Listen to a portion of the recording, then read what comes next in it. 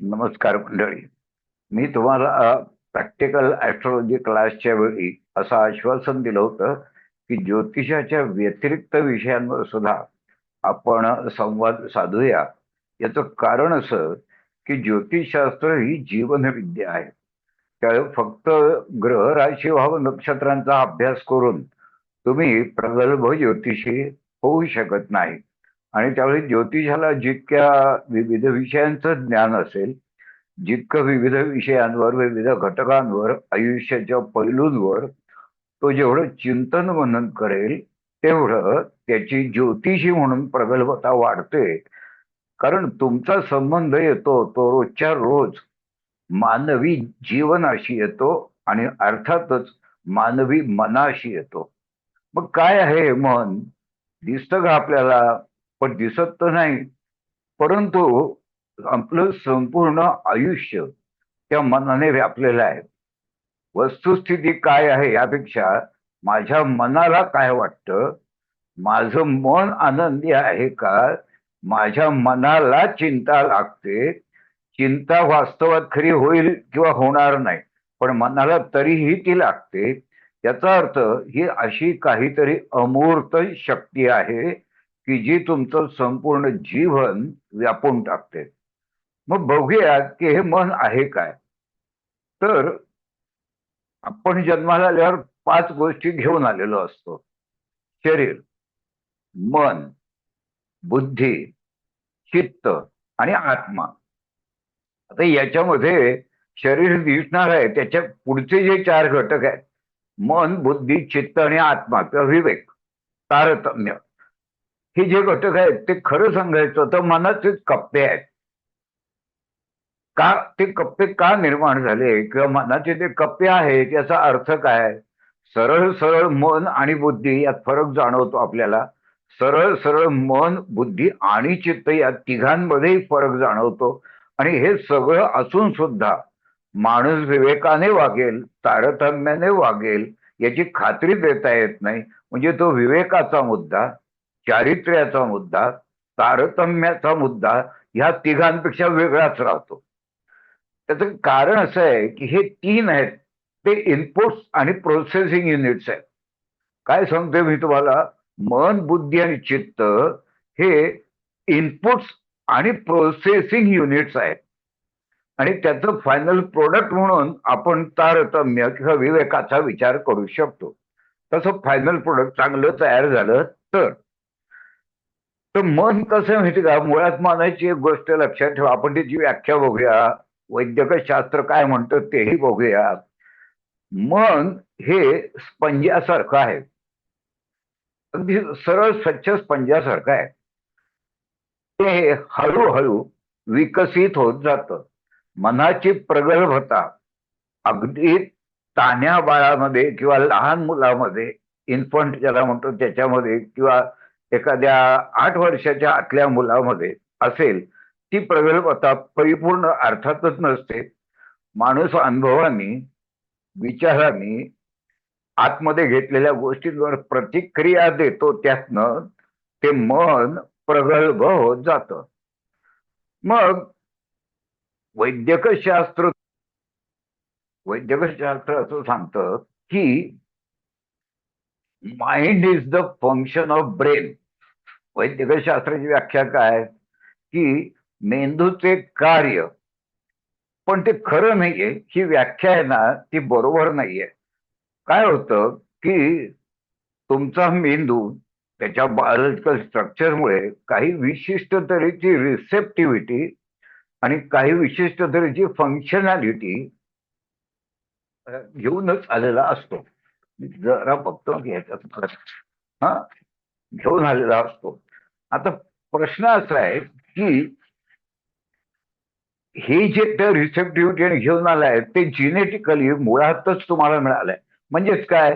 की मेंदूला काही फंक्शन्स ही प्रगल्भता येण्याच्या किंवा ह्याच्या आधी करता येतात. हं ते ज्ञान किंवा ज्ञानकोश म्हणू आपण त्याला, ते ज्ञान, ती जाणीव तुमच्यामध्ये मुळात जन्मतः. जसं मेंदू किडनीला, जन्म झाल्यानंतर किडनीला कुणी शिकवावं लागतं का? की किडनी आहे त्यांनी फिल्टरेशन, रक्तातलं युरिन कशी सक आउट करायची असं काही शिकवावं लागत नाही. तेव्हा बायोलॉजिकल प्रॉपर्टीज किंवा बायोलॉजिकल प्रोसेसेस हे डिफाईन होऊनच तुम्हाला मिळतात. त्याला आपण ज्ञानकोश म्हणू. आणि मनाची रिसेप्टिव्हिटी आहे ती सुद्धा जन्मदत्त आहे. म्हणजे काय की होतं म्हणजे काय होतं. हा, म्हणजे काय होतं तर जस्ट एक थोडं मला स्टार्टिंगला लावतो मी.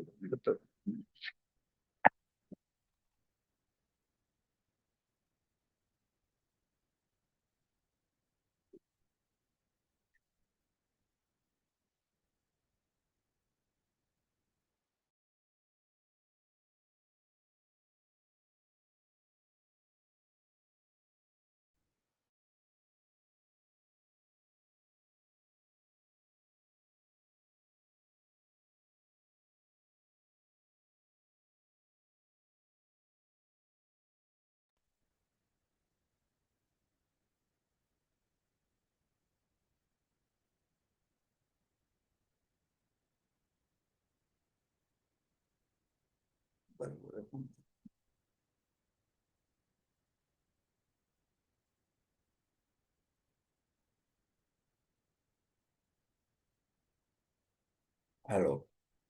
हा. तर मनाची जी रिसेप्टिव्हिटी आहे ती डिफाईन्ड आहे. म्हणजे काय ते सांगतो तुम्हाला की मनाला बाहेरून ज्या संवेदना आत येतात, पंच ज्ञानेंद्रिय आहेत. अगदी लहान मुलं आहेत त्याच्या कानात ते आवाज जातात, डोळ्यांनी तो पाहतो, हाताने स्पर्श करतो. बघा, लहान मुलांना एक सवय असते की ते कुठलीही गोष्ट आली की ती चाटून बघतात, जीभ लावतात त्याला. त्याच्यामुळे पंच ज्ञानेंद्रिय ही मुलाकडून, अगदी लहान मुलाकडून सतत वापरली जातात. त्यातून जे आतमध्ये जातं त्याला इनपुट्स किंवा सायकोलॉजीच्या भाषेत त्याला एक्सटर्नल स्टिम्युली, म्हणजेच काय की मनाची बांधणी, मनाचं जे काही पातेलं आहे, तो जो साचा आहे, त्याची रचना, ते स्ट्रक्चर या इनपुट्समधनं तयार होऊ लागतं. सतत काहीतरी येत असतं.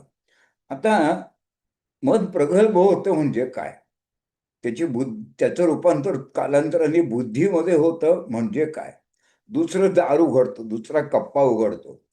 तर बघा, एखादं लहान मुलं आहे, त्याला कोणीतरी एकसारखं आई असा शब्द उच्चारला आणि मग ती आई पुढे आली की दोन इनपुट्स मिळतात. आई नावाचा शब्द त्याच्या कानावर पडतो.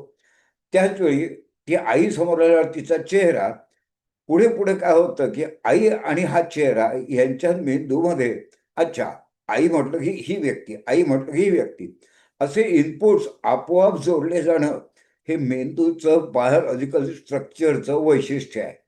त्यामुळे कालांतराने मनाला एक मुद्दा कळतो, एक कळतो की आई म्हणजे ही, म्हणजे आईला ते मूल ओळखू लागतं. हे एक सोपं उदाहरण देतोय. असे अनेक इनपुट्स मनाला मिळतात आणि सुरुवातीला मनाचं कार्य हे स्पंजासारखं ते साठवून ठेवणं असं आहे. साठवून ठेवणं असं आहे. आता नुसतं साठवून ठेवून चालणार नाही. तर काय होतं की ती जी संवेदना आहे ती काय आहे, कशी आहे, याचा सिग्नल तो मेंदूचा न्यूरॉन, एक छोटा कण म्हणू आपण, मेंदूचा न्यूरॉन तो सिग्नल दुसरीकडे पाठवतो. हा, की मला एवढं कळलंय, तुला काय वाटतं. कनेक्शन करायचं आहे ना दोन गोष्टींचं, ऑप्टिकल आणि ऑडिओ यांचं कनेक्शन होणार आहे नंतर. तर तो सिग्नल पाठवतो आणि त्या पाठवल्यानंतर ते दुसरं केंद्र म्हणजे दुसरं न्यूरॉन त्याचा फीडबॅक देतं. मेंदूचं कार्य सतत संवेदना ग्रहण करणं, त्यावर प्रतिक्रिया देणं, समोरच्याला ती कळल्यानंतर तो त्याचा फीडबॅक देतो. असं ते कार्य चालू असताना मन सतत इनपुट घेतं, सतत त्याच्यावर प्रतिक्रिया देतं, सतत त्याचे दुसऱ्याला पाठवतं आणि सतत त्याचे फीडबॅक त्याला मिळत असतात. यातनं मनाचा विकास, मनाची प्रगल्भता सुरू होते. म्हणजे मानवी मनाचं दुसरं वैशिष्ट्य असं की मानवी मन हे स्पंजासारखं ग्रहणशील आहे. तेव्हा आतमध्ये काय गेलं याचा फिल्टर करण्याची क्षमता, फिल्टर करण्याची कुठल्याही तऱ्हेची प्रोसेस त्याच्याकडे नाही. कानावर काही काही शब्द पडू शकतात, तुम्हाला चांगलं वाटणारे, वाईट वाटणारे. त्याचा अर्थ असा की हे ज्ञानेंद्रियांच्या मार्फत आत गेलेली गोष्ट मन ग्रहण करतं, स्वीकारतं. आणि बऱ्याच गोष्टी साठल्या, विविध गोष्टी साठल्या की विविध गोष्टी इंटर रिलेशन काय आहे हे तपासण्याची, हे जोडून बघण्याची, त्याच्यावर प्रतिक्रिया देण्याची, त्याचा फीडबॅक घेण्याचा मेकॅनिझम हा मेंदूमध्ये असतो. आणि म्हणून असा आभास निर्माण होतो की मेंदूचे कार्य म्हणजेच मन. पण ते खरं नाहीये. कारण ज्या अस्तित्वाला मन नाहीये, ज्या अस्तित्वाला मेंदू नाहीये, त्याला मन आहे असं लक्षात ठेवा. मन हे जाणीवधारी आहे, जाणीव पकडून ठेवले मनाने. हा जो मुलाचा जन्म होतो तेव्हा स्पर्म, पुरुषाकडे जो स्पर्म आहे, शुक्र जंतू आहे, शुक्राणू आहे, त्याला मेंदू नाहीये लक्षात ठेवा. ते असं बायोकेमिकल स्ट्रक्चर मेंदू नाहीये, पण त्याला जाणीव आहे. हा, त्याला माहित आहे कुठून कुठे जायचं, कुठल्या ओव्हमला फर्टिलाइज करायचं, कसं करायचं. हे सगळं केमिकल स्ट्रक्चर त्या स्पर्म मध्ये बिल्ट इन आहे. पण हे सगळं विचारपूर्वक कार्य करणाऱ्या स्पर्मला मेंदू जसा माणसाला असतो तसा नाही. झाड असतं, वनस्पती, मोठी मोठी झाडं असतात, त्या झाडाला कुठे मेंदू असतो? मुळं असतात, ती मेंदू नाही, तो पोषणाचं एक बायोकेमिकल स्ट्रक्चर आहे, पोषण व्हावं म्हणून झाड. पण मेंदू नसलेल्या झाडाला जाणीवा आहेत, म्हणजे मन आहे. आणि असे प्रयोग सुद्धा करण्यात आले की झाडाची पानं खुडणारा माणूस जर तिथे गेला तर झाडाचा इलेक्ट्रोएन्सेफेलोग्राफ अस्वस्थ झालाय, झाड अस्वस्थ झालाय असं दाखवतं. आणि झाडाला नमस्कार करणार तर ती शक्ती आहे, जाणीवेची एक मोठी शक्ती आहे. वडाच्या झाडाला फेऱ्या मारायच्या, त्याची पूजा करायची. याचा अर्थ असा होतो की एक जाणीवेची जी प्रचंड मोठी ऊर्जा आहे की जी वडाच्या झाडामध्ये आहे, त्याच्या सान्निध्यात येऊन वैश्विक ऊर्जेच्या, वैश्विक जाणीव तरंगांच्या, चांगल्या जाणीव तरंगांच्या, कारण झाडाला काही स्वतःचा उद्देश नाही तुमचं वाईट करण्याचा, त्या वैश्विक चेतनेच्या जवळ जाणे, याचा अर्थ वृक्षाची, वनस्पतींची पूजा करणे, आपण जी करतो तशी. याचा दुसरा अर्थ असा झाला की जाणीवधारी आहे तो मेंदू नाहीये, ती जाणीव कॉस्मॉस, विश्वाची आहे. आणि त्याच्याशी जेव्हा आपले अनुभव, आपले इनपुट थोडक्यात म्हणजे समतरंग होतात त्या जाणीवेशी, तेव्हा जाणीवेचं स्वतःची रचना, जाणीवेचं स्वतःचं स्ट्रक्चर. आता बघा, बिल्डिंगला स्ट्रक्चर आहे का नाही? पण बिल्डिंग ही वेगळी आणि सिमेंट, लोखंडी सळ्या ह्या बिल्डिंग नाही. त्या एकत्र आल्यावर, मेंदूने कार्य केल्यावर जे तयार झालं, जी रचना झाली, त्याला आपण बिल्डिंग असं म्हणतो. त्यातला एक घटक म्हणजे बिल्डिंग नव्हे. तसंच इथे होतं की मेंदूचं कार्य होऊन होऊन होऊन त्या प्रवृत्तींचं जो साचा, प्रवृत्तींचा साचा तयार होतो, मतं तयार होतात, निर्णय घेतले जातात, या सगळ्यांचा एक गठ्ठा, एक आकार म्हणजे मन. मग असं लक्षात ठेवा की विचार येणं, आपण म्हणतो माझं मन विचाराने त्रस्त झालंय, फार चिंता, फार विचार असं माझ्या मनात येत आहेत. हा चिंतेचा विषय नाहीये खरा म्हणजे. मन हा विचार येण्याच जागा आहे. ते विचारांचंच एक प्रकारचं पातेल आहे, त्याच्यातच विचार येणार. विचार येऊन येऊन येऊनच ते तयार झालाय. त्याच्या मनाच्या भिंतीच मुळी विचारयुक्त आहे. आणि म्हणून आपल्याला जो अनुभव येतो त्यानुसार आपल्या मनाच्या धारणा, पातेलं कसं धारण करतं, एखादी धारणा तयार होतात. आणि त्या धारणांचा वापर करून आपण पुढच्या चेतनांचे, पुढच्या इनपुट्सचे, पुढच्या विचारांचे अर्थ लावतो. त्यामुळे मनाचं काय आहे, त्याला आपण म्हणतो की याचा पूर्वग्रह दूषित दृष्टिकोन आहे. हा, पूर्वग्रह दूषित दृष्टिकोन आहे, म्हणजे बायस आहे. बायस कशाबद्दल? मनाची धाटणी आहे, त्या धाटणीनुसार तो त्याच्यावर आपलं मत व्यक्त करतो. आता मनाचं एक आणखीन एक वैशिष्ट्य लक्षात ठेवा की संपूर्ण मनाचं कार्य संपूर्णतः हे प्रतिक्रिया देणं असं आहे. कारण काय आहे, मनाला जे बाहेरून आत आलंय त्याच्यावर तो प्रोसेस करेल आणि रिॲक्ट करेल. तुम्ही बघा, कुठलीही गोष्ट आहे ना, ती रिॲक्ट करतो आपण, प्रतिक्रिया देतो. आणि म्हणून विचार काय येतात, तर तुम्ही एखादी गोष्ट स्वीकारता, इनपुट एक्सटर्नल स्टिम्युली स्वीकारता, मग त्या स्वीकारण्यावर तुम्ही रिॲक्ट होता. आता रिॲक्ट झाल्याच्या नंतर त्या बाहेरच्या जगतामधल्या स्टिम्युली परत तुम्हाला रिॲक्ट होतात, परत येतात ना तुमच्याकडे.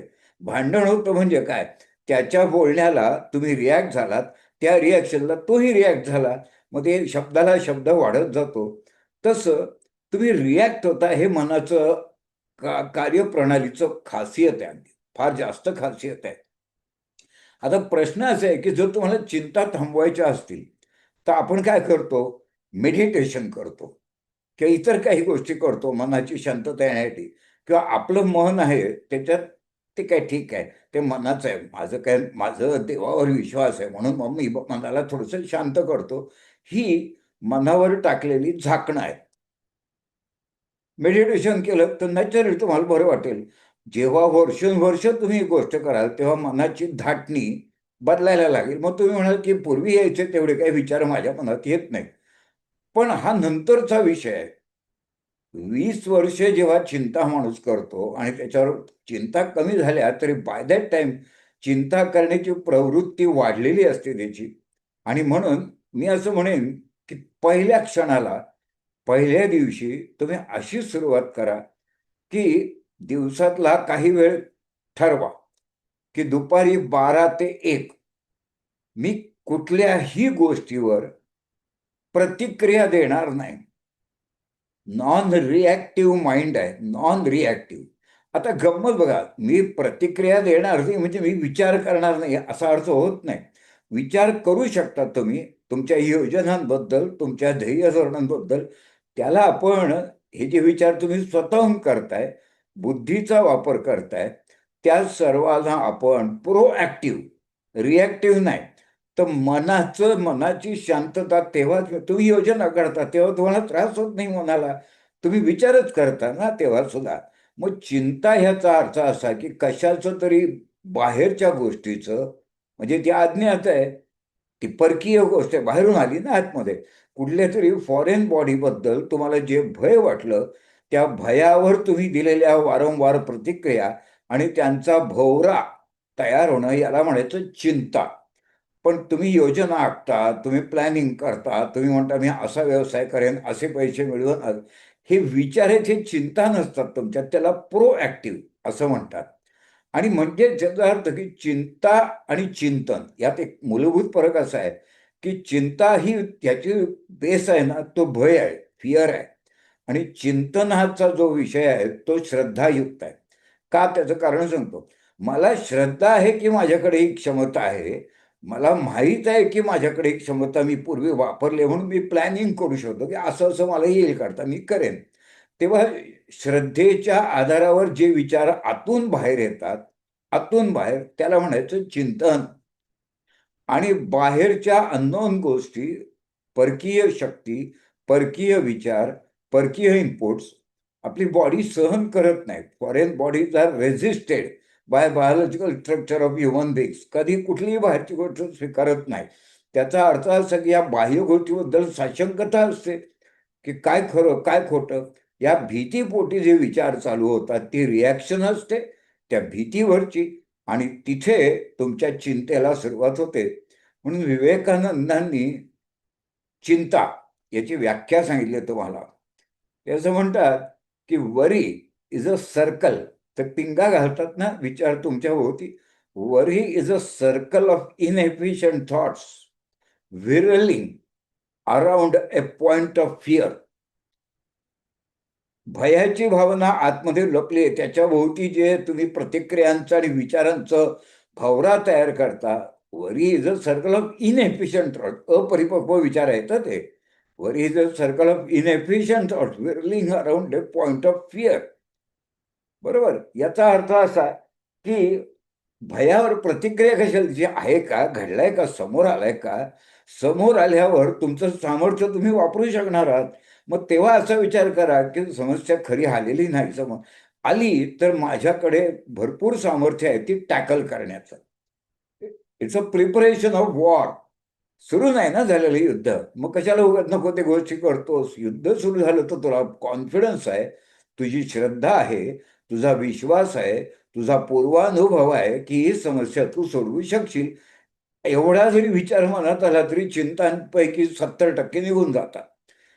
ज्या तुम्हाला वाटतात की या कदाचित, ओके, त्याला आत्ता कशाला रिॲक्ट होतो, म्हणजे दुसरं मनाला शांत करण्याचा की पोस्टपोनमेंट करेन ना विचार मी याच्यावर, आता काय त्याचं मोठं एवढं, बरोबर. तर याचा अर्थ रिॲक्टिव्ह माइंड आहे ते प्रोॲक्टिव्ह करायचं तुम्ही. जगातली सगळी यशस्वी माणसं ही प्रोॲक्टिव्ह माइंड सेटअपची होती. सगळी म्हणतोय मी. यशस्वी होण्यासाठी प्रोॲक्टिव्ह असणं अत्यंत महत्वाचं आहे. आता हे जे इनपुट्स मिळतात याचं जे प्रोसेसिंग होतं ते करून तुमच्याकडे जो अनुभव जमा होतो, तुमच्याकडे जो वेगवेगळ्या ठिकाणचा तर्क जमा होतो, त्यातून हळूहळू मनाचा दुसरा टप्पा विकसित होतो, तो म्हणजे बुद्धी. मनाचा तो विभाग आहे. म्हणजे फरकच कळत नाही की मन कुठे संपलं आणि बुद्धी कुठे चालू झाली. आता आणखीन एक गोष्ट असते मनाला मदत करणारी, कप्पा असतो, त्याला म्हणायचं चित्त. चित्त आणि मन याच्यात फरक आहे. पातंजल योगशास्त्रात कसला प्रतिबंध कसला करायला सांगितलंय? चित्त वृत्ती निरोध असं म्हटलंय. मनाचा प्रतिबंध करा असं का म्हटलं नाही? कारण मनात विचार येणारच आहे, त्याचा कसं प्रतिबंध करता येईल? लक्षात आलं का तुमच्या? मनाला विरोध नाही करायचा आहे आपल्याला, चित्तवृत्तीत. मग असं का? चित्तामध्ये काय फरक आहे? तर चित्त हे आपल्यातनं, जास्त करून डोळ्यातनं, नजरेतनं ते बाहेर जाऊन बाहेरच्या गोष्टींना अवगुंठित करतं आणि त्याचं ज्ञान देतं. मगाशी काय आपण बघितलं की बाहेरच्या गोष्टी इनपुट म्हणून आत येतात. चित्ताचं कार्य मनाचाच एक भाग आहे. तर मन बाहेर जाऊन आपण एखादी गोष्ट कन्फर्म करतो का नाही, बाहेर जाऊन कळलं आहे त्याच्यावर, कळलं आहे हे मनाला, स्टोअरमध्ये कळलं, हा जाणीव झाली की असं असं आहे. पण काय मग बाहेर जाऊन कन्फर्म करतो, कन्फर्मेशन ही चित्तामुळे होतं. तो शरीराचा ट्युनर, बॉडीचा ट्युनर आहे. जसं तुम्हाला त्याचे जे टी व्ही बघता ते चॅनल सगळे ट्रान्समिट होत असतात. म्हणजे चॅनलची जी फ्रिक्वेन्सी आहे त्याचे इनपुट्स सततच मिळत असतात. मग चित्त म्हणजे तो तुमचा रिमोट कंट्रोल आहे, तो तुम्हाला फ्रिक्वेन्सी ट्युनर आहे.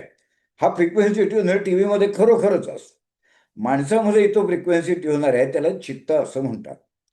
एक उदाहरण देतो म्हणजे तुम्हाला समजेल. एखादा माणूस जर बाजूच्या फुटपाथवरनं चाललाय आणि त्याला आपण ओळखतोय. हं, आता ओळखतोय म्हणजे काय की त्याचे रंग पूर्वी आले होते ते माझ्या स्मृतीमध्ये, मनामध्ये, जाणीवेमध्ये टिपलेले आहेत. ते स्पंज आहे ना मन, म्हणजे ते टिपलेले आहेत.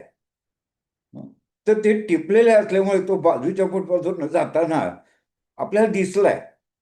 हा, आणि घरी गेल्यावर आपल्या लक्षात येतं की हा चांगला ओळखीचा असून मी का हसलो नाही त्याच्याकडे बघून, मी त्याला हात केला नाही. बोलायला तू नाही जाणार पण हात तर करशील. घरी गेल्यावर हे आठवलं. याचे दोन अर्थ झाले की मनाने तो माणूस ओळखीचा होता, अमुक अमुक होता, हे मी टिपलं, इनपुट स्वीकारलं. पण मग त्याच्यावर मी हात आलो नाही, रिॲक्ट झालो नाही, याचं कारण माझं चित्त म्हणजे मनाचा तो भाग बाहेर जाऊन त्याला भिडला नाही, त्याला कम्युनिकेट करण्याचा योग्यतेचा राहिला नव्हता, म्हणजे चित्त थाऱ्यावर नव्हतं. मग ते घरी गेल्यावर अच्छा अच्छा त्या जाण, याचा अर्थ मन हे कॅप्चर करतो गोष्ट आणि त्याच्यावर एखादी गोष्ट बाहेर जाऊन दाखवून देणे, ॲपरंटली, की मला, मी तुला ओळखलं, तू माझ्या ओळखीचा आहेस. आपण याचसाठी हसतो ना एखाद्या माणसाकडे बघून, की तू कम्युनिकेट की मी तुला ओळखलं, आपली ओळख आहे. हं, तर याचा अर्थ चित्त थाऱ्यावर नव्हता असा त्याचा अर्थ आहे. अशी तुम्हाला बऱ्याच कंपॅरिझन सांगता येतील मन आणि चित्ताचा, पण हे लक्षात ठेवा, मन, बुद्धी, चित्त. चित्त हा बुद्धीच्या विकासाचा एक अधिक चांगला, मनापेक्षा अधिक चांगला मार्ग आहे. कारण चित्त बाहेर जाऊन त्या गोष्टी अवगुंठित करतं, म्हणजे एन्सर्कल करतं, कॅप्चर करतं. आणि म्हणून ते फार महत्वाचा घटक आहे. मनाचाच एक कप्पा आहे, पण फार महत्वाचा आहे. आता इतकं सगळं झालं हं, की परत एकदा आपण मेंदूकडे येऊया. मेंदूकडे आपण असं बघूया की हा जो मेंदू आहे हे तर माध्यम आहे ना, हा ॲपरेटस आहे. जसं आपण भाषण केलं, समोर लाऊडस्पीकर आहे, तर तुम्ही असं म्हणाल का त्या दिवशीचा लाऊडस्पीकर काय अप्रतिम मला ज्ञान मिळालं, इतकं मस्त बोलत होत. नाही नाही, लाऊडस्पीकर हे माध्यम आहे, त्याच्या मागचा माणूस बोलत होता चांगला. तसं मेंदू हे माध्यम आहे. हा, कारण हे एकदा का तुम्हाला समजलं की मनाच्या अस्तित्वासाठी मेंदूची गरज नाही, की जशी ते स्पर्शना नाही, जशी ती वनस्पतींना नाही, बरोबर. तेव्हा मनाचं अस्तित्व हे मेंदू विरहित आहे. म्हणून मन आधी आहे. गतजन्मीच्या इच्छा आहेत त्या मनात, मनोमय कोश म्हणतात त्याला. मनोमय कोशात टॉक केले ते मन, तो मनोमय कोश स्पर्मच्या माध्यमातून मेंदू निर्माण करतो. मेंदूमुळे मध नाही निर्माण होत. मनाच्या मनोमय कोश त्या स्पर्मच्या माध्यमातून फर्टिलाइज करतो आणि मग ते बॉडीचा संपूर्ण विकास करतो. त्यामुळे मनोमय कोश आणि ज्ञानमय कोश जो जेव्हा मेंदू नव्हता तेव्हा सुद्धा होता, तो मेंदू निर्माण करतो. ही उलटाच प्रक्रिया आहे. पण ॲपॅरेटस, आपण माध्यम महत्वाचं आहे, बरोबर. मला हार्मोनियम वाजवता येत असेल, पण ते हार्मोनियमचे स्वर आहेत, त्याची रचना, त्याची काय म्हणतो त्याच्या टेक्निकल सुपेरियरिटी चांगली पाहिजे ना. तर याचा अर्थ ॲपॅरेटस कसं आहे, ते काय करतं यामध्ये ते सांगतो तुम्हाला. तर हे जे मन आहे ना, ते कुठे आहे, त्याचं अस्तित्व कुठे आहे. तर एक लोकेशन सांगतो मी तुम्हाला. मेंदू, आपल्या मेंदूमध्ये शेंडी, पूर्वी लोक शेंडी जिथे ठेवायचे त्या शेंडीच्या मुळाच्या आत जायचं. 45 डिग्रीचा कोन करून डायगोनली आत जायचं शेंडीच्या मुळाकडून, छोटीशी त्याच्या मुळाकडून. आता तो जो बिंदू आहे तो कुठे आहे, मेंदूमध्ये कुठे आहे ते सांगतो तुम्हाला. पेरिएटल लोब, हा, त्याच्यानंतर एक असं सेक्शन आहे, तो थोडंसं वरच्या बाजूला आहे. त्याच्या खालच्या साईडला, त्याला आपण बॅक साईड म्हणतो, त्याच्या साईडला ऑसिपिटल लोब आहे. हे मेंदूचे सेक्शन्स आहेत. लोब म्हणजे काय, सेक्शन्स आहेत. जसं फ्रंटल लोब म्हणतो, तिथे सगळी तारतम्य हे सगळं असतं. तर पेरिएटल लोब, ऑसिपिटल लोब यांच्यामध्ये जी संधी म्हणजे जोडले जातात, तिथे एक नर्व्हचा, या सगळ्या न्यूरो फायबर्सचा गुच्छ तयार झालेला असतो. म्हणजे जास्तीत जास्त नर्व पॉइंट्स आहेत ते तिथे एकत्र आलेले आहेत. सगळीचकडे आहेत ते, मेंदू प्रत्येक ठिकाणी आहेत, पण तिथे त्याचं कन्सॉलिडेशन, तिथे त्याचा गुच्छ तयार होतो. त्यात पुंजका आहे, तिथे मनाचं वसती स्थान आहे, रेसिडन्स आहे मनाचा, रेसिडन्स. कायम आपण आपल्या घरातच थांबतो का, नाही थांबत ना. तर या मनाचा संबंध कॉस्मिक गोष्टींशी कसा येतो ते बघूया आपण. आपल्याला माहिती आहे की आपले जे इनपुट्स आहेत, कॉस्मिक इनपुट्स आहेत, ते आज्ञाचक्र म्हणजे 2 भुवयांच्या मध्ये आज्ञाचक्रातून त्या कॉस्मिक रेज जातात, ज्याला आपण म्हणतो. आणि मग त्या कॉस्मिक रेज आतमध्ये जातात, त्याला थर्ड आय असंच म्हणतात. खरं म्हणजे डोळ्यांनी जसं बघतो तसं तो थर्ड आय आहे. त्यातनं जी किरण कॉस्मिक रेज आत जातात ते सरळ रेषेत जातात तिथे मेंदूमध्ये पिनियल नावाची ग्लँड आहे. या पिनियल ग्लँडचं वैशिष्ट्य असं की ती तुम्हाला आत्मभान देते. आता तुम्हाला जोपर्यंत माहीत नाही की मी आहे, मला जाणवलं, मी स्वीकारलं, मी प्रोसेस केलं, असं कॉम्प्युटरला करते. कॉम्प्युटर प्रोसेस करतो सगळ्या गोष्टी, स्वीकारतो सगळ्या गोष्टी, पण कॉम्प्युटरला काही माहीत नाही की मी करतोय.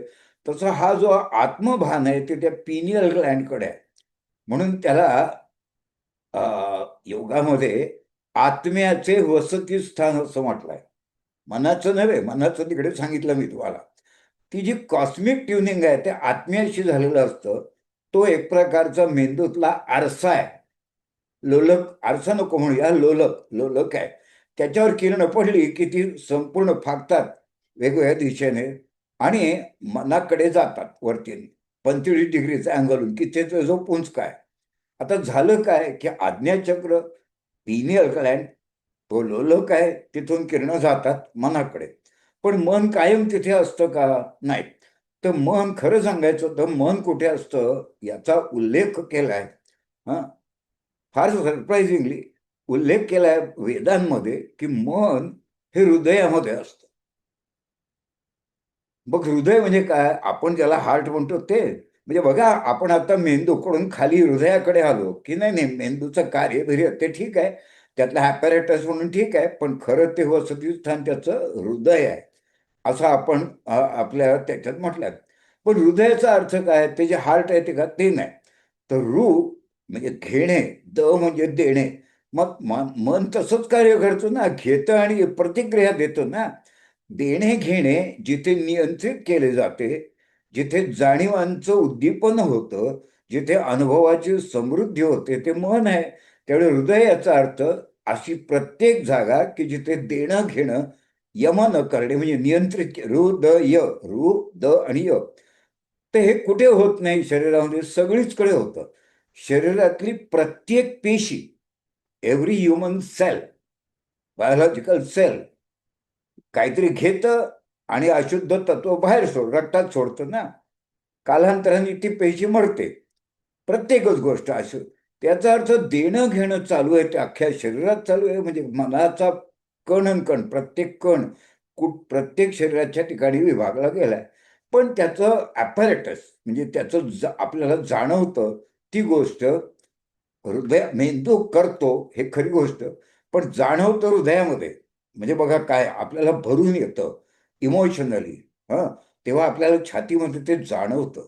भावना, मनाचा गाभा जिथे लपलाय, किंवा आपण ज्याला आत्मभान म्हणतो, मी केलं, तर आपण छातीला हात लावून सांग, छाती ठोक असं म्हणतो ना आपण.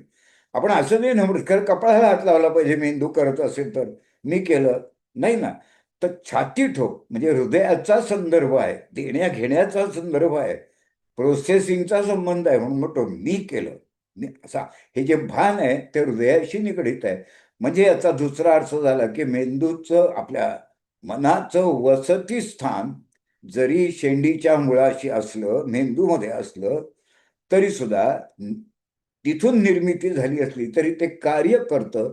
तेव्हा त्याची कॉन्फरन्स रूम आहे ती हृदय आहे. तर हे दिल से असं म्हणतो ना आपण. खरं तर अगदी माझ्या तर हे दिलसेच, हृदयापासून असं सांगतो ना आपण. तर याचा अर्थ असा की त्याचं कॉन्फरन्स रूम आहे. ऍक्टिव्हिटी म्हणायची आहे ती हृदयात आल्यावर, तिथे माणूस जागा झाला, हृदयात काम करायला लागला की सगळं ते चालू होतं. आता प्रश्न असा आहे की काम दिवसभर केल्यावर तो घरी येतो, हा, विचार चालू असतात दिवसाभरात, चांगले वाईट, सगळं. जेव्हा तो झोपतो तेव्हा विचार बंद होतात. हा, मग मनाला फ्रीडम आहे, स्वप्न पडणे. हा, ते का पडतात तो वेगळा विषय झाला. त्याच्यावर एकदा आपण बोलूया की स्वप्नसृष्टी आहे काय. तर ती स्वप्न पडतात, पण तेव्हा हा, तुम्ही जर शांत मनाने झोपला असाल, म्हणजेच काय, झोपताना जर तुमच्या मनाला तुम्ही नॉन रिॲक्टिव्ह केलं असेल, सोडून दे, ते उद्या बघू, जागे झाल्यावर बघू. तोपर्यंत देव मला स्वप्नामध्ये, झोपेमध्ये काहीतरी उत्तम पर्याय सुचवेल. सोडून दे विषय आता. नॉन रिॲक्टिव्ह माइंड केलं तुम्ही झोपताना, तो झोप शांत लागेल नक्कीच. आणि ती झोप लागल्यावर लागल्यावर मन हळूहळू नाभीच्या तिथे जाऊन स्थिर होतं. नाभी हा मनाच्या विश्रांतीची जागा आहे, मनाची बेडरूम आहे, मनाची कॉन्फरन्स रूम आहे ती हृदय आहे, मनाची बेडरूम नाभी आहे. हा, आणि म्हणून तुम्हाला त्या मनाला नॉन रिएक्टिव्ह करून तिथे शांतता, म्हणजे ताजंतवा न होतं, आणि मग दुसऱ्या दिवशी ते कामाला मोकळं होतं. या 3 टप्प्यांवर मन फिरत असतं. आता ह्या सर्व प्रोसेसमध्ये मनाच्या इनपुट्समुळे, चित्ताच्या अवगुंठित बाहेर जाऊन कॅप्चर करण्यामुळे, बुद्धीच्या प्रोसेसिंगमुळे काही गोष्टी नव्याने निर्माण होतात. त्याला आपण स्मृती स्मृती असं म्हणतो. हा, आणि ही स्मृती आहे ना, ती चित्ताशी जास्त निगडीत आहे. त्याचं कारण असं की स्मृतीचं वैशिष्ट्य असं की एखादी गोष्ट आपण साठवतो, म्हणजे इनपुट साठवतो आणि योग्य वेळी ती आठवतो, रिट्रीव्ह करतो ना. म्हणजे मला कोणी अमुक अमुक माणूस अमुक अमुक आडनावाचा आहे हे मी कधीतरी ओळख झाली, बघितलं, ते साठवलं तेव्हा.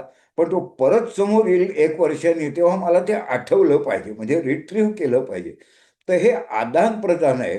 हे जे बाहेर जाणं आहे ते चित्ताचा गुण आहे.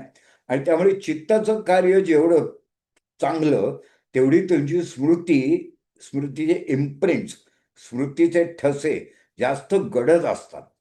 आणि म्हणून ते स्मृती कुठे असते, तर मगाशी झालं पेरिएटल लोब आणि ऑसिपिटल लोबच्या संधिकाली त्याचा जो खालती आला, खालचा भाग आहे त्याचा, तर असे दोन जोडले, त्याचा खाली आला की तिथे तिसरा एक लोब तिथे जोडला जातो, त्याला टेम्पोरल लोब असं म्हणतात.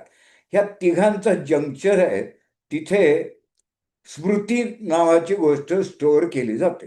म्हणजे असं नाही की स्मृतीचे काही दुसरे बिंदू आहे, पण आपण केंद्रबिंदू म्हणतो ना ज्याचा, तर टेम्पोरल लोब या तिघांच्या जंक्शनला ट्राय जंक्शन असं म्हणू आपण त्याला. हे तीन तीन बेट एकत्र येतात, तिथे स्मृती केंद्र आहे. म्हणजे याचा अर्थ असा की मेंदू हे केवळ माध्यम आहे. आणि एकदा का तुम्हाला हे कळलं की मनाचं कार्य असं आहे, मेंदूचं हे त्याचं माध्यम आहे, चित्त, बुद्धी आणि विवेक हे त्याची ऑपरेट होतानाची साधन आहेत, मनाचे ते विभाग आहेत. कारण इनपुटच नसेल तर चित्त निर्माण होणार नाही का बुद्धी निर्माण होणार नाही. तेव्हा मन स्पंजासारख्या गोष्टी स्वीकारतं. मग हुशार कोण होतं, बुद्धी कोणाची विकसित होते, जो सेन्सिटिव्ह आहे, जो बाह्य चेतकांचं स्वागत करतो, अनुभवाकडे अनुभव म्हणून बघतो. कारण अनुभव म्हणून बघितलं तर विश्लेषण करता येतं. इतर काही दृष्टीने बघितलं, विरोधातली गोष्ट आहे म्हणून बघितलं, तर आपण घाबरतो, चिकित्सा करत नाही, वास्तवाला सामोरं जायची आपली तयारी नसते. याचा अर्थ असा की भीतियुक्त अंतःकरणाने तुम्ही जर गोष्टी स्वीकारल्यात तर बुद्धीचा विकास होणं कठीण होऊन बसतं. म्हणून श्रद्धावान माणूस आहे तो लवकर बुद्धी त्याची विकसित होऊ शकते. तो वेलकम करतो सगळ्यांना. तो म्हणतो काय माझ्यापेक्षा वेगळं काय, तो माझाच प्रकार आहे. हा, तर लेखकांनीच लिहिलंय सगळ्या भूमिका, तर तो विलन असं का वागला याचं काही वैषम्य लेखकाला वाटण्याचं काहीच कारण नाही. तो म्हणतो मीच तर लिहिलंय की तो असं वागणार आहे. याचा अर्थ असा की मनाला सेन्सिटिव्हिटी असेल, बाह्य चेतकांना स्वीकारण्याची उदात्त अवस्था असेल, मनाची ही उन्मयावस्था, मनाची ही सेन्सिटिव्हिटी, मनाची ही ग्रहण क्षमता स्वीकारायचं आहे मला, ही बरेच गोष्टी आत टाकते. आणि बऱ्याच गोष्टी झाल्या की त्यांच्यात तुलना होते, त्यांच्यामध्ये साम्यभेद तपासला जातो, त्यांच्या रंगशलाका तपासल्या जातात. आणि ही तपासणी करण्याची तार्किक पद्धती म्हणजेच तुमच्या बुद्धीचा विकास सुरू होतो. आता हे सगळं मनाला होतं, त्याच्यामध्ये मनाचा एक जन्मजात दुर्गुण असा आहे, तो सगळ्यांचाच असतो सुरुवातीला, की मनाचा प्रारंभ हा अहंकारातून होतो.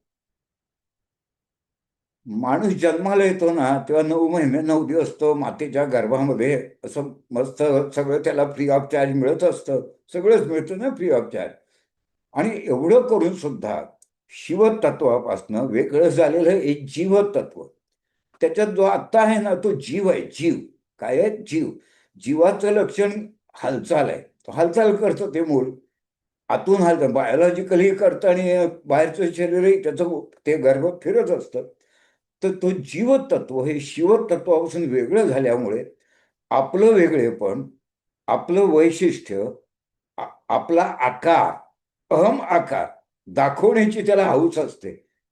हा, वेगळा झाला ना तो, ते वेगळे पण दाखवलं पाहिजे. म्हणून 9 महिने 9 दिवस झाल्यावर मातेच्या गर्भाला, त्या भिंतीला तो असं पायाने धडका मारायला लागतो. याला म्हणायचं प्रसूती वेदना. आणि मग ते मूल जन्म घेतं. याचा अर्थ जन्माचं मुख्य कारण, जन्माला आल्यानंतर कर्म करण्याचं मुख्य कारण अहंकार हे आहे. आकार. मी त्यासाठी तो जन्म घेतलाय की मी काहीतरी वेगळं आहे, मी काहीतरी विशेष आहे, मी अमुक करू शकतो. हे दिलाय कोणी तुला? भगवंतानी दिलाय. मग ही जाणीव विकसित करणं की मी करतो म्हणून जन्म घेतला खरा, हा, पण मला देवाने दिलाय तेव्हा आता मला त्याचं क्रेडिट न घेता कर्म करावंच लागेल. आयुध दिले ती वापरणार मी. कर्म करावं लागेल, पण त्याचं क्रेडिट मला घेता येणार नाही, कारण आयुध भगवंतानी दिले. मग त्याचं क्रेडिट, त्याचं फल भगवंताच्या चरणावर अर्पण करायचं. म्हणजे मग काय होईल की अहंकार सर्वाकार झाला की निराकार होतो. अहंकार दाबता येत नाही. दाबता कसं येईल? ती कर्माची आद्य चेतन आहे. तुम्हाला कर्म करायला प्रवृत्त कोण करतं? अहंकार करतो. मग तो केल्यानंतर, कर्म केल्यानंतर कर्मफलाचा मी अधिकारी नाही, हे माझं नव्हतं, कारण मुळातली वस्तूच माझी नव्हती. मी वापरलेलं शरीर, मन, बुद्धी, चित्त, विवेक माझे नव्हतेच मुळी. मी जन्माला घेऊनच आलोय. याचा अर्थ असा की त्या फलावर माझा अधिकार नाही याची जाणीव केलं की अहंकार आहे तो फक्त कर्म करण्याची चेतना एवढ्या पुरताच मर्यादित राहतो. आणि तेवढ्या पुरतात मर्यादित राहायला भगवंताची हरकत नाही. भगवंत तर म्हणतो अर्जुनाला, भगवंतांनी सांगितलं पार्थ की तुला धनुर्विद्या येते, तुझ्याकडे धनुष्यबाण आहे, तर ते चालवणं, युद्ध करणं हे तुझं कर्तव्य आहे. त्याचं काय होईल त्याचा विचार तू करू नकोस. याचा अर्थ कर्मचेतना म्हणून जी तुम्हाला अंगीभूत मिळाली आहे तो अहंकार चांगला आहे. त्याने तुम्ही भगवंताच्या आयुधांचा वापर करता, पण त्याचं फळ नाही मागायचं, कारण मुळात ती आयुधं तुमची नाही आहेत.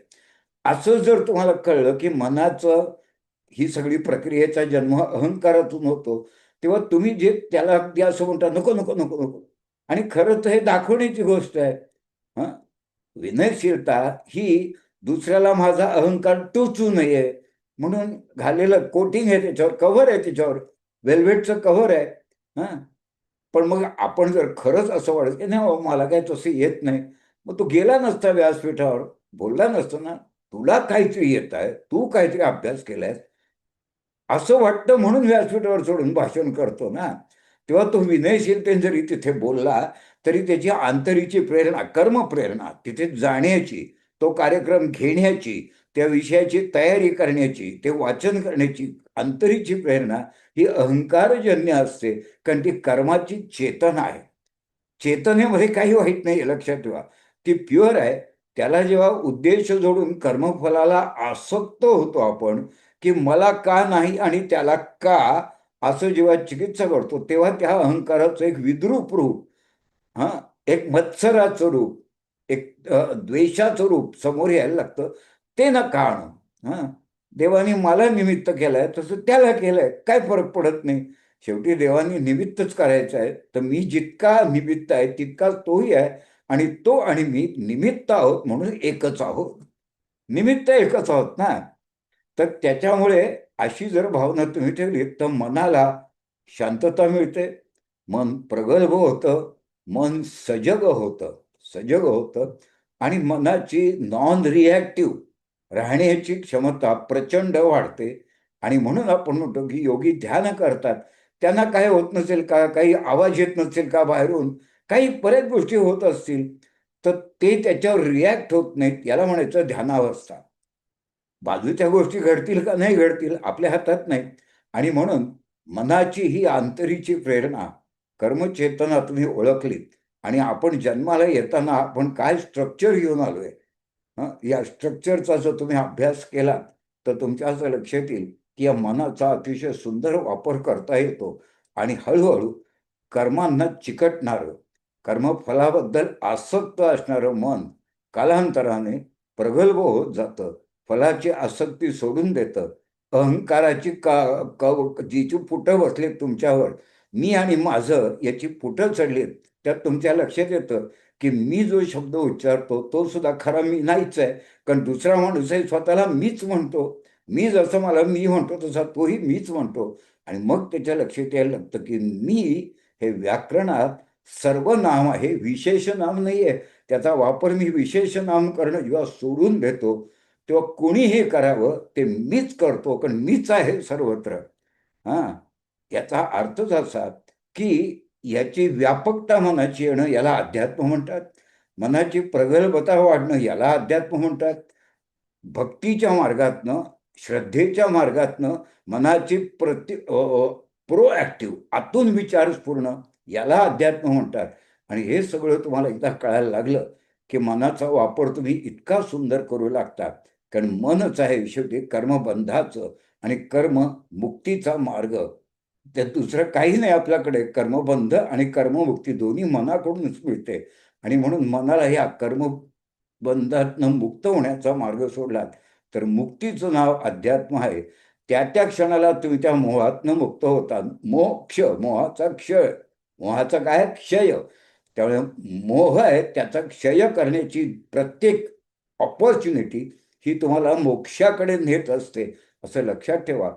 आणि हळूहळू जेव्हा कुठलीही इच्छा राहत नाही, हा, मोह नाहीच कशाचा, कुठली इच्छा राहत नाही, त्या परमोच्च अवस्थेला तुम्हाला मोक्ष प्रत्यक्ष दिसू लागतो. तो खरा मोक्ष, पुनर्जन्म होऊ नये यासाठीचा मोक्ष. मिळो किंवा न मिळो, जिवंतपणी खऱ्या आयुष्यात विवेकाने वागून कुठल्याही तऱ्हेची मच्छराची भावना तुमच्यामध्ये टिकूच न देता जेव्हा तुम्ही मनाची ही मशागत करता, त्या मशागतीचंच नाव अध्यात्म आहे.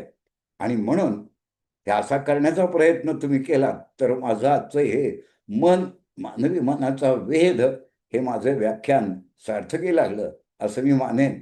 आणि तसा तुम्ही प्रयत्न करावा. आम्हाला सर्वांना ती सुबुद्धी भगवंतांनी द्यावी अशी ईश्वराची प्रार्थना करतो आणि इथे मी माझं व्याख्यान थांबवतो. नमस्कार.